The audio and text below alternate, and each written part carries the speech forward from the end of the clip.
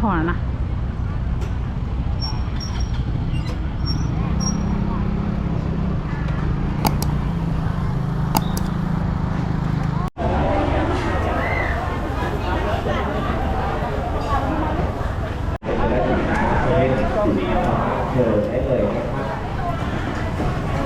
เตาเดี๋ยวเอาตรงนี้เพื่อ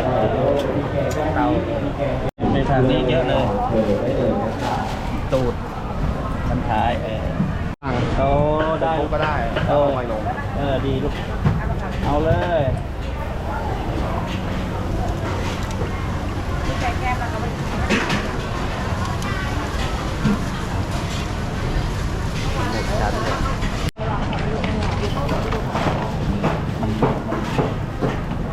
ไก่ลุงใส่แพ็คน้ำนี้ไงใส่กล้องน้ำนี้ไง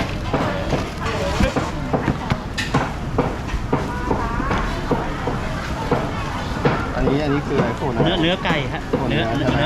อติดหนังอันนี้ไม้ละ10 บาทอร่อยนะลูกอันนี้เนื้อดีนะไม่ใช่เศษลุงซื้อเนื้อราคาโลต้อง70 กว่าบาทอ่ะไม่ใช่เศษเนื้อเป็นเนื้อก้อนนะเป็นเนื้อโชเดอร์เศษโชเดอร์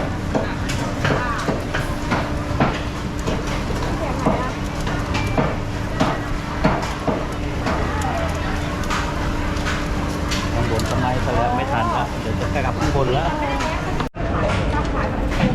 ต้องกลับคล้ายๆแพ็คที่นี่มันนอนเองอะ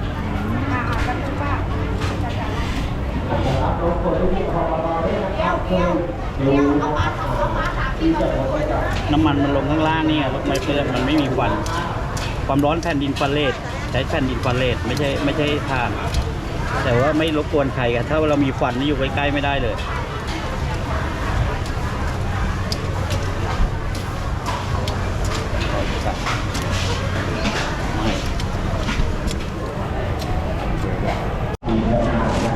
ปิดใจแช่น้ำดีเข้าเนื้อดี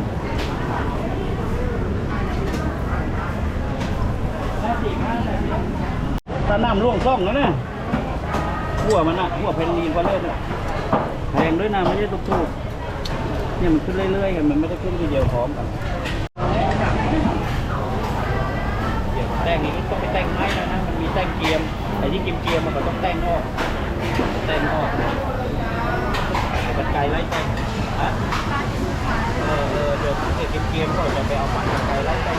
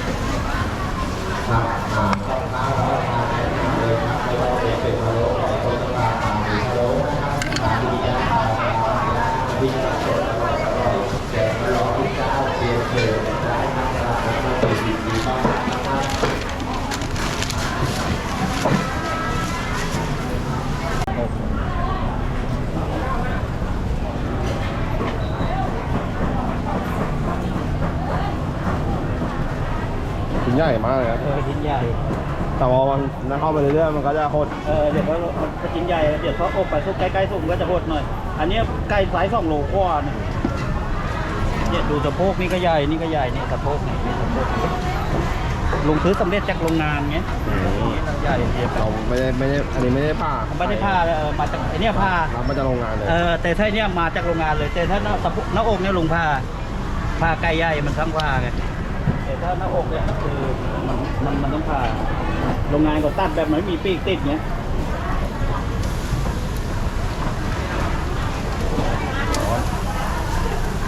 ดูแย่ต้องไม่เข้าเลย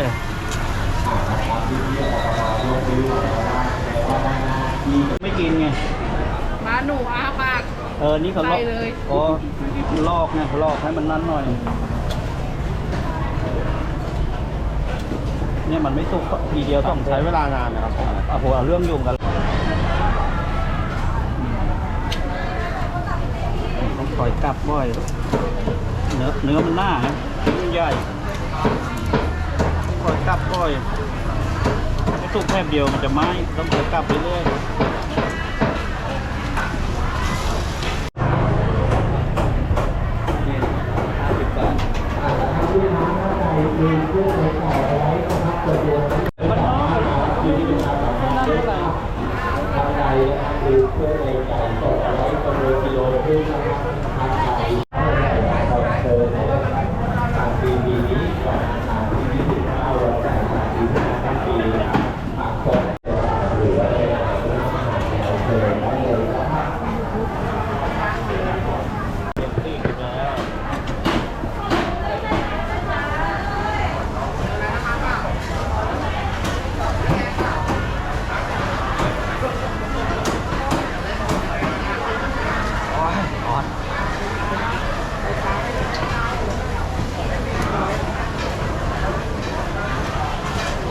ไม่เข้าเลย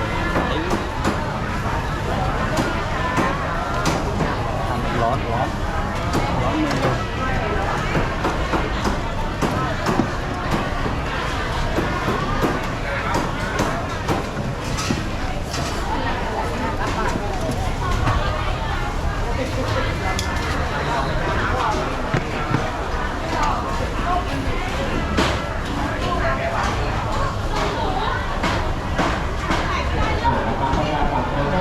คุณกัญญานะครับคุณกัญญาเจต้มนะครับ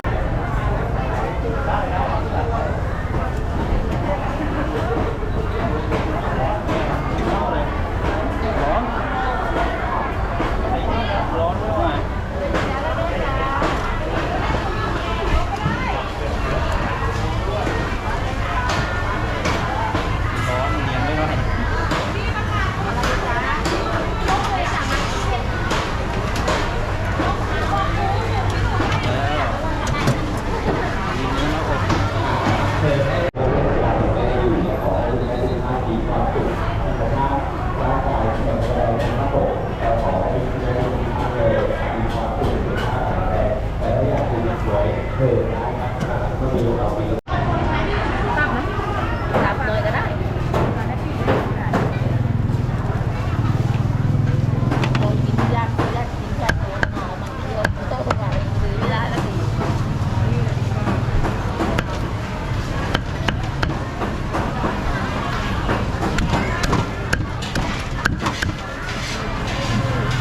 ไม่ไปเรานั้นไม่ไปงานพวกกันใช่ไหมวันอังคารพวกเขาไปนะพี่เจ๊พวกเขาไป นี่ไปไม่เข้าซื้อ เขาไปนิดเดียวพี่โอ้โหร้านนี้ดาราเลยนะถ่ายโอ้โหมาลงยูทูบเนี่ยยังไม่มีเนี่ยตูดไก่เดี๋ยวต้องไปเรียงตูดใหญ่ตูดไก่ตูดวันนี้ประมาณ160 ไม้ตูดจะล่างทุ่ง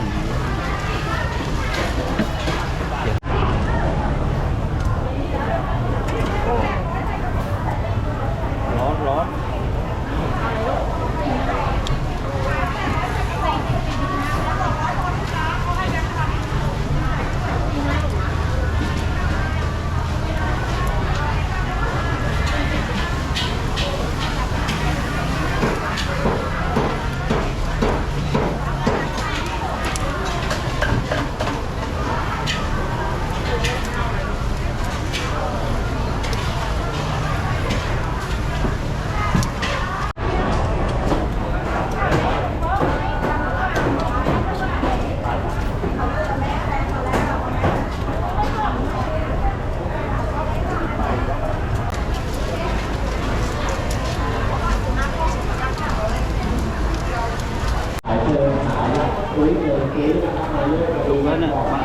างโดนไฟมันจะสุกก่อนนะตรง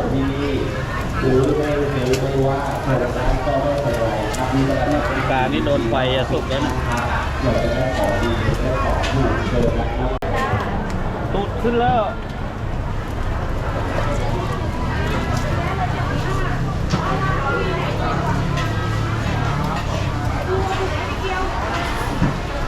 ปีกมันไม่มีปีกมันไม่มีอะไรขนาดนี้ไม่มีทะลุบางนะถ้าไม้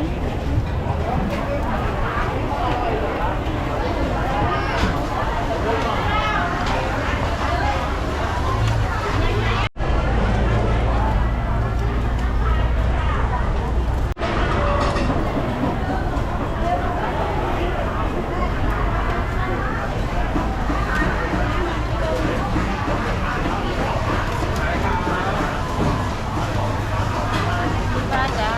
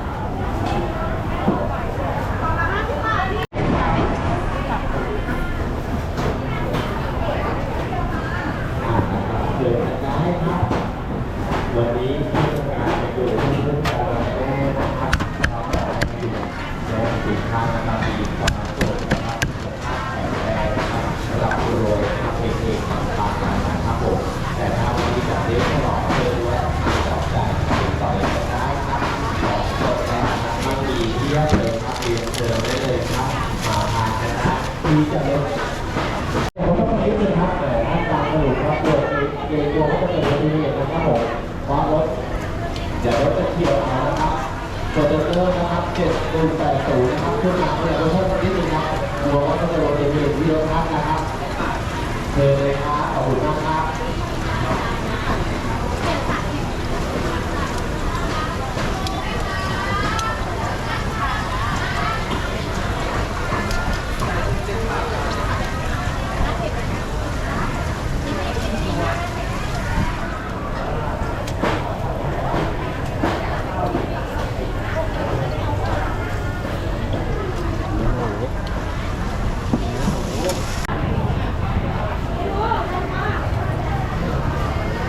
อันไหนเจ๊อันไหน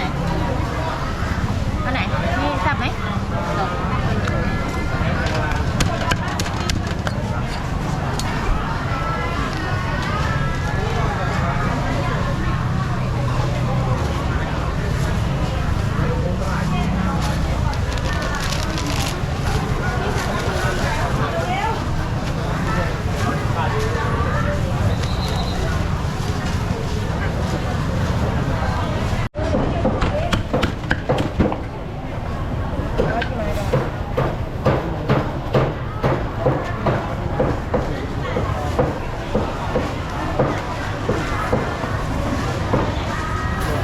เนื้อไหมจ้าเนื้อ10 บาทสูตร10 บาทจ้าร้อนๆเลยลูกนี่หยิบใส่กระดาษเช็ดมืออยู่นี่นะลูกเช็ดมืออยู่ด้าน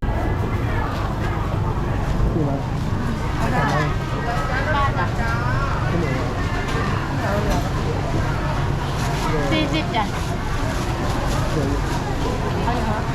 เอาเหนียวเอาข้าวเหนียวด้วยค่ะกี่ห่อ2 50จ้ะ 10 บาทจ้าร้อนๆเลยจ้า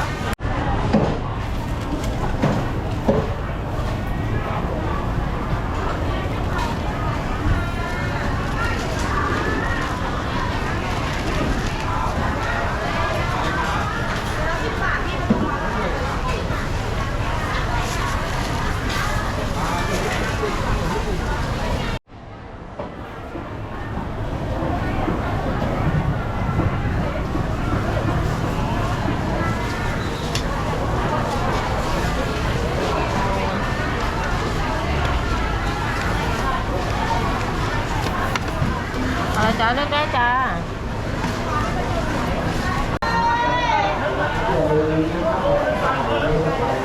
ปีนี้เราการขายที่29นะครับปีหน้าแล้วก็มีดีๆต้อนรับนะครับ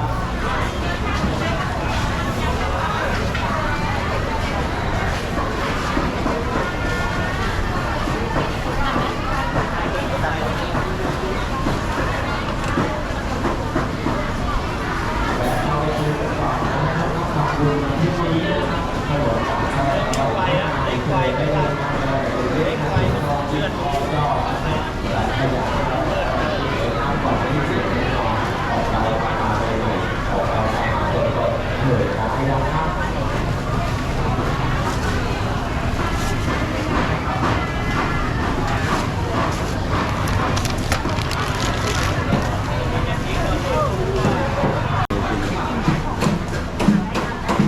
แล้วก็เอาพวกกินมึงจ้ะ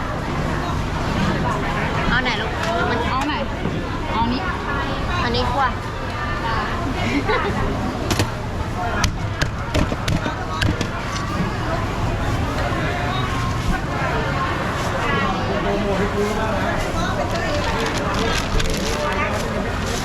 อ้าวไม่เข้า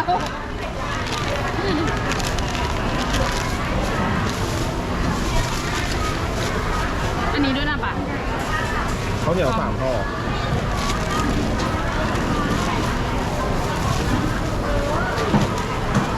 เท่าไหร่นะเอา100เดียวพอ ไม่